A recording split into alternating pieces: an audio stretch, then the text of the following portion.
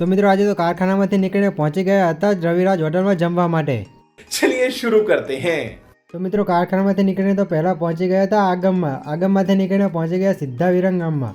વિરંગામમાં પહોંચ્યા ત્યારે મને ભૂખ લાગી હતી, તો આપણે થોડીક પાણીપુરી ખાઈ લઈએ ત્યાં સુધી. તો ત્યાંથી તો બજારમાંથી ઘરે જતાં જતાં તો વરસાદ ચાલુ થઈ ગયો હતો. વરસાદ તો ભલે ચાલુ રહ્યો, પણ આપણે વિરંગામના પેજ માટે પહેલાં વિડીયો બનાવી લઈએ. ઘરે પહોંચ્યો ત્યાં સુધી તો જોરદાર વરસાદ ચાલુ થઈ ગયો.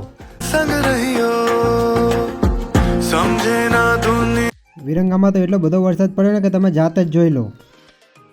ત્યાર પછી તો ઘરે જતાં ત્યાંથી પરકોટામાંથી નીકળ્યો હતો. પાણી તો એટલું બધું ભર્યું હતું ને કે મારું બાઇક બંધ થઈ ગયું. ગયા વર્ષે પણ પરકોટામાં પડ્યો હતો બાઇક લઈને, આ વર્ષે પણ પરકોટામાં જ બાઇક લઈને પડ્યો. ત્યાર પછી તો હું ને મારો ભાઈબંધ નીકળી ગયા રવિરાજ હોટલમાં જમવા માટે.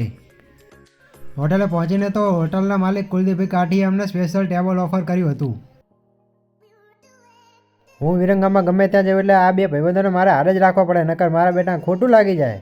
अबे साले जो माफ करना मैं. ત્યાર પછી તો અમે પંજાબી ડીશ મંગાવી હતી. કુલદીપભાઈનો ખૂબ ખૂબ આભાર સ્પેશિયલ ટેબલની ઓફર આપવા માટે.